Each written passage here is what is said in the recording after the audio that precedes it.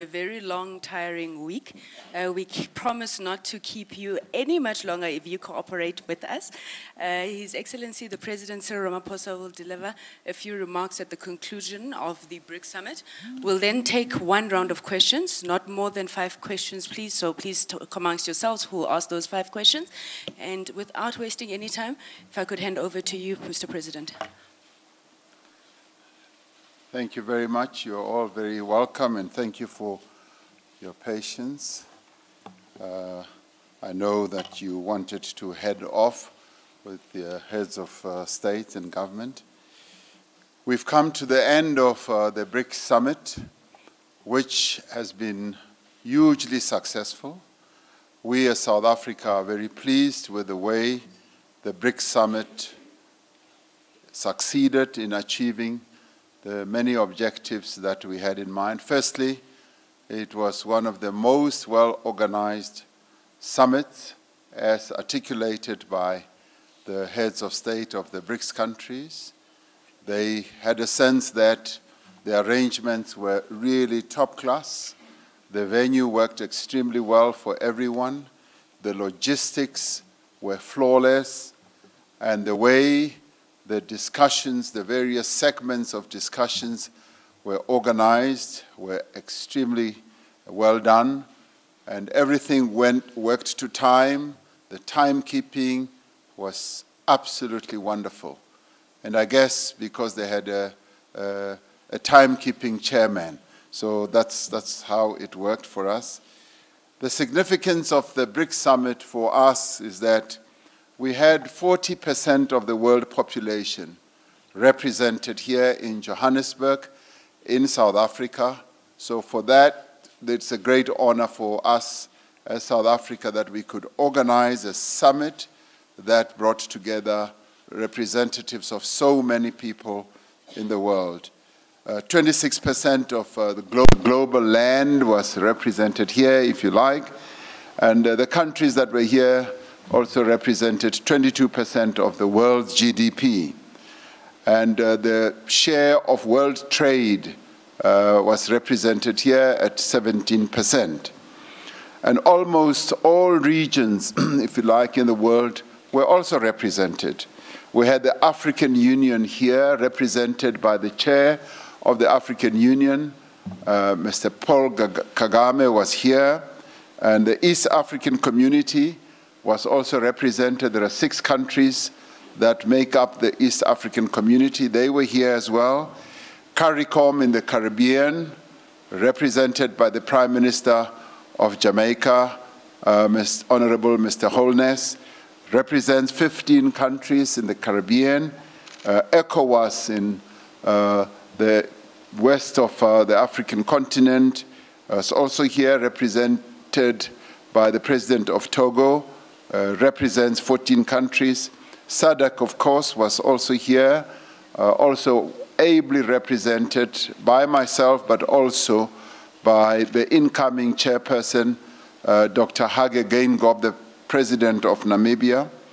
And we also had President Erdogan of Turkey representing the Organization of Islamic Cooperation, which represents 57 countries, and ECAS, also here in Central Africa, representing 6 countries, and indeed, NEPAD as an organization was also here. And all in all, we had 31 heads of, 31 countries represented through 21 heads of state. So it was one of the most representative BRICS Summit, which everyone who participated truly appreciated. And for us as South Africa, we felt the need to go beyond just the BRICS plus countries or organizations or regions of the world, but also to go beyond just the outreach. We felt the need to be truly representative of Africa in BRICS. When we took up our membership in BRICS as South Africa, we felt that we were representing the African continent, and that we would use our participation in BRICS as leverage for African countries and advocate the development and progress of the African continent. And this time round, we feel that we did in more than one way achieve that, because we also brought together the various countries in SADC, and they felt well welcomed in South Africa and also to be part of BRICS. And through that, the various countries were able to network, to have bilaterals with the various countries in BRICS, which we support and promote, because as South Africa, we are clear and firm on the collective development of our continent. We see ourselves very much as representing Africa in many of the things that we do, and that is what drives our foreign and international policies. And the BRICS itself discussed a wide variety of issues as we met as the 5 countries in BRICS. We discussed the need to safeguard and strengthen the multilateral system. In fact, we took a fairly firm stance against protectionism and felt that we need to do everything we can to strengthen the multilateral system in the world, which is now under attack, and there are many attempts to weaken it. We re-endorsed our belief in the centrality of the United Nations as the global organization entrusted with maintaining international peace and security and advancing global development and promoting and protecting human rights. We felt very strongly that there should also be a comprehensive reform of the international multilateral system, particularly at the United Nations level, including the Security Council. And we confirmed our commitment to the World Trade Organization as the most effective mechanism available to ensure a rules-based, transparent, non-discriminatory, open and inclusive multilateral trading system. The BRICS countries are determined to work together to be at the leading edge of the 4th Industrial Revolution, to mitigate the risks and seize the opportunities of this new industrial age. And we once again, through the decisions that we took, confirmed that BRICS is not a talk shop. It is a forum of 5 countries that want to see action and that want to see the decisions that they take implemented. We have demonstrated that already. We set up a new development bank, and this has made an impressive start with great plans for expansion. The summit agreed on the establishment of a BRICS Women's Forum as one of the mechanisms through which to promote the empowerment of women in all the BRICS countries. The summit also endorsed the establishment of a BRICS Vaccine Centre in South Africa. And as South Africa, we are particularly pleased and honored that the BRICS countries saw right to establish a vaccine center for the BRICS countries, and this vaccine center obviously will be a vaccine center that will do a lot of research for the advancement of humanity as a whole. So it is going to be based here in South Africa, and we are therefore extremely pleased. And the BRICS Summit also endorsed the establishment of a BRICS Tourism Tract, and this is with a view of promoting people-to-people cooperation, because we felt that there is a lot that can be achieved through our peoples in the 5 countries traveling and commuting to each other's countries. And so therefore we see tourism as an area that needs to be promoted hugely. It was also agreed that sport, culture, and the arts, and collaboration among civil society actors, academics, business, labor, and other youth have the ability to promote cohesion and understanding. And we ended up by saying we would like to see iterations such as the BRICS Games being put more firmly on the table. For instance, we should have a BRICS football challenge or competition. We should even have traditional games also being promoted through BRICS. We should have cinematography, our own film festivals, as well as music festivals.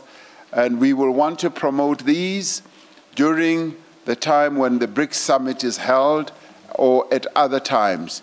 So BRICS is truly a forum that is alive with a lot of innovative ideas. We keep on coming up with lots of initiatives that are giving meaning and life to BRICS. BRICS in the end is not just a talk shop, it's not just a forum where we just talk and end up with nothing that flows from there in terms of implementation. It is a BRICS summit that is truly alive, and we want it to spread and have an impact on our people as a whole. And the fact that we also have these outreach programs means that we are broadening cooperation, collaboration, and dialogue, because we believe as BRICS that in the end we want to see a world that is operating on the basis of cooperation, win-win solutions being found, collaboration, as well as solidarity, so that whatever we do, we should seek to promote the interests of the people who live in BRICS. So all in all, we had a most successful BRICS summit and possibly one of the more successful ones. So I thank you with your presence here. Thank you very much.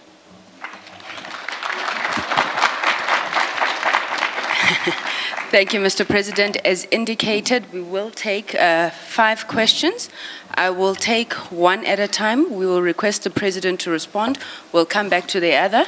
I will also request your indulgence to understand that there's a lot of you, so we'll try and be as representative as possible. Peter, I know that your hand was up first, so you'll go first. I'll request that perhaps our next question could come from somebody, maybe from outside the country, if there are. If you could take the microphone to Mr. Fabricus, please introduce yourself and the media organization you represent. Thank you, Gisela. Mr. President, I'm Peter Fabricius from the Daily Maverick. Could you tell us, please, there was a report in the Turkish media to say that President Erdogan was going to ask you for some help in dealing with the so-called Gulenists in this country, possibly extraditing them and so on. Did he ask you this? And if I may ask what your response was. Thank you. Mr. President, would you like to respond, or should I take another? Oh, you can take another question. Okay. Could I have a microphone? I'm looking for an unfamiliar face. Microphone in front, the gentleman. There's a microphone, sir. Mr. President, Brian Sokutu from The Citizen. I was just wondering whether you could take us through some of the discussions that you had, bilaterals, with your counterparts, and what the status of the nuclear deal is. Thank you very much, Mr. Sokutu. I'll take the lady in the orange. Hi, I'm a journalist from China Central Television. I'm just wondering, what do you think China can contribute to BRICS countries and other developing countries and emerging economies in their efforts to seize the opportunity provided by the 4th Industrial Revolution? Thank you. Thank you, ma'am. Hand the microphone to the gentleman in front of you. Thank you. Mr. President, Helmer Price from the BRICS Post. If you add in all the other representatives who were here, how much in terms of population and GDP would that encompass? Thank you for our final question. In front of you, Shadi. Thank you. I do apologize. Thank you. Sofia Grabankina, Sputnik News, a Russian news agency. Is South Africa still open to the possibility of a nuclear power deal with Russia in the near future? And if so, what would such a deal entail? Thank you.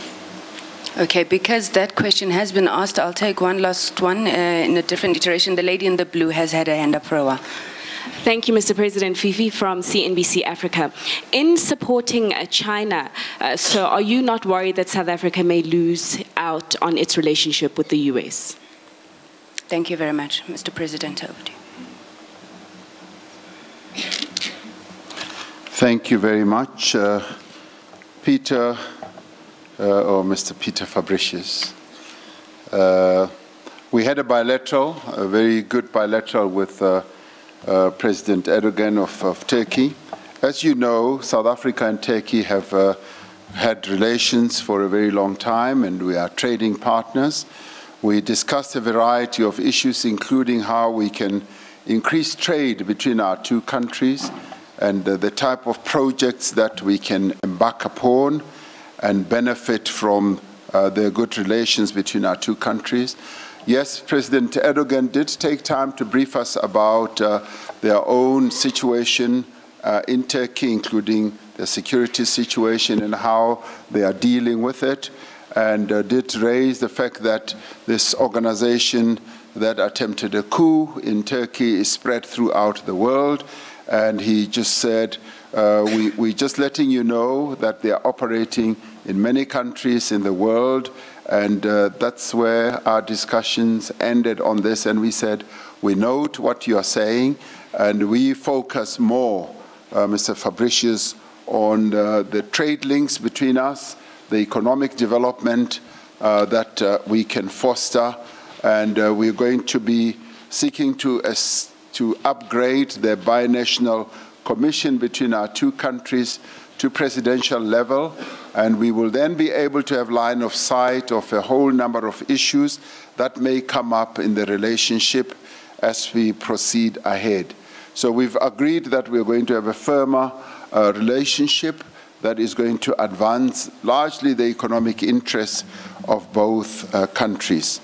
Mr. Sokoto, yes, we had a number of bilaterals, and BRICS is a gathering of countries, and when we do include the plus and the outreach, it just becomes, if you like, a festival of bilaterals, where many participants are able to hold bilaterals. And as South Africa, we held a lot of bilaterals, in fact, bilaterals with all the BRICS countries, with a number of the plus countries and the outreach countries. Yes, we held a bilateral with Russia, and we discussed our level of cooperation. We found, and pleasantly for me as well, that the number of areas where we cooperate with Russia is quite extensive. It includes investments in mining, it includes investments in a whole number of things, equipment making, and there's a desire also on their part to be involved in things like truck building, truck making, and many others. The issue of nuclear also came up, and they wanted to know where we are in relation to a nuclear program, and we gave them a clear, straightforward answer, which we have articulated publicly. And we said to them, as they know, our policy in terms of energy is to have a mixed energy type of policy. We will have energy sources that deal with fossil fuels, which is our coal. We'll have renewable energy. We will also have nuclear. We will have hydro. And that is the architecture of our energy policy and architecture and involvement going forward. On nuclear, we said, right now, because our economy is not operating at the level where we would like it to, and we've got huge financial constraints, We are not able to proceed with a nuclear build program. And President Putin was quite relaxed about this. He said, you know, you deal with your issues, and when the situation changes, we can keep talking about this, and that's where we left it. So there's no other hidden agenda. We were quite straightforward. I've spoken about this even in Davos. I spoke about it and said, right now, we're not able to afford any nuclear build program because it is quite expensive. We are having to deal with a number of urgent priorities in relation to the needs of our people, and that is what we are focusing on. And fortunately, right now, we still have an energy surplus. As our economy grows, we will then be able to reevaluate our situation going forward. So that answer was well accepted. What is it that China can contribute in terms of just economic growth, also to various other countries in Africa, including when it comes to the fourth industrial revolution? China is the second largest economy in the world. They have been growing by leaps and bounds, and admirably so. So they have a lot that they can do in support of emerging economies, much as they are also an emerging economy. And we like their political orientation that much as they are number 2 in the world, they are willing and prepared to support other economies to grow. So they want to contribute to skills development in a number of countries that they have dealings with, be it South Africa, be it a number of other countries on the African continent. On the fourth industrial revolution, we've agreed that we will work together to address the challenges that are given rise to by the fourth industrial revolution.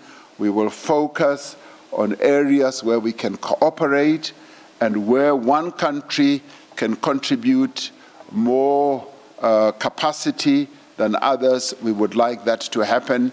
And as it turns out, China would be able to contribute quite a lot of capacity building efforts. So we will want to work with them. And in other areas, other countries will be able to contribute more. So we see the relationship between China and countries in Africa, and indeed emerging countries, as a mutually beneficial type of relationship. And that is why we base our relationships in BRICS as a win-win type of relationship architecture. It is not one country benefiting itself to the exclusion of others. So when it comes to the fourth industrial revolution, we will all have a role to play in helping each other to progress and to move forward. What is the GDP figure that was represented by all countries? We've only right now this minute done a proper calculation of the BRICS countries themselves. It's 22% of world GDP as represented by the 5 BRICS countries. We were not able to calibrate the full representation of all the countries that were, the 31 countries that were here. It should not be difficult to do so. I've answered the issue of the nuclear deal. Are we not worried? My sister from CNBC asks, are we not worried that the support that we are getting from BRICS will alienate us from the United States? All of us in BRICS are free countries. All of us are safeguarding our own sovereignty. We're independent countries, and all of us choose whomsoever we want to associate with. And as we associate together in BRICS, it is not to the exclusion of other countries in the world. And we want to associate with countries that will respect our sovereignty, our independence, and our choice. And in the end, we will not, none of us as part of BRICS will ever countenance or accept the fact that we should be told who our friends should be and who our enemies should be. We want to continue operating as completely independent and free countries. And it so happens that South Africa, as part of BRICS, we chose to be part of BRICS, and we're well accepted by the others, and we cooperate with all our partners. And that partnership is underpinned by very important principles, principles of solidarity, principles of working together, principle of cooperating and mutual benefit. So we feel very comfortable in working together with the other 4 countries in BRICS because our political orientation is very, very similar. We have agreed that we will continue with this level of cooperation, and it also enhances discussion when we meet as BRICS countries. And this morning we had a retreat just of the 5 leaders on our own with our foreign ministers. We were able to have heart-to-heart discussions on a number of issues, and we all got a sense that this enhances personal relationships amongst us as leaders, but it also forms a very good and strong foundation for the 5 countries to continue cooperating at many levels. And fortunately, this then becomes that firm foundation that enables us to cooperate at the cultural level, at people-to-people level, at the political, diplomatic level, as well as at the economic and trading level. You could not want a better association or forum than BRICS. And in the end, that is why the stature and the image of BRICS is continuing to grow. The fact that we had so many countries coming here was for us, in the first instance, as South Africa, a great honor that we were so well honored by all these countries to come. But it is also because of the attraction that BRICS has. BRICS has emerged as an important bloc in world affairs, and it's an important bloc for the global South because our general approach to matters that impact on the lives of people in the world are largely similar. So we, as South Africa, are very fortunate to be part of this club of countries that are charging ahead to promote growth of their economies, but also to promote a very progressive multilateral global system. Thank you very much. Chair of BRICS, Mr. President, thank you very much, Your Excellency. Thank you very much. Thank you, ladies and gentlemen.